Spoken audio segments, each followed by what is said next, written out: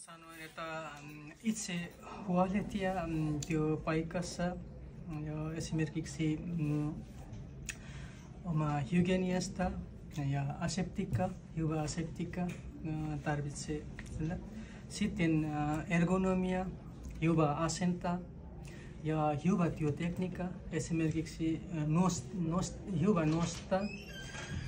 Sitten säästää luontoa ja esimerkiksi käyttää uusiutuvaa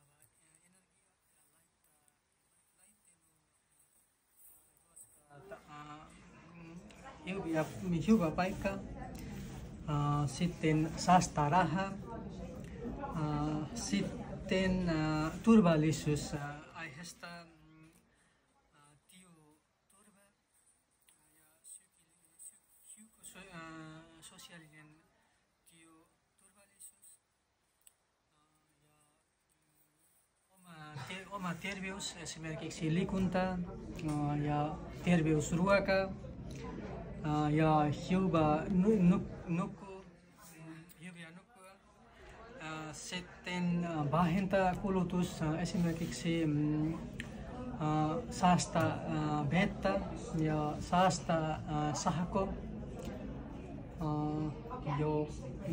Sitten oppiminen, läsnäolo ja osa kuunnella, huolehtia omia tehtäviä. Kiitos tästä aiheesta. Moikka!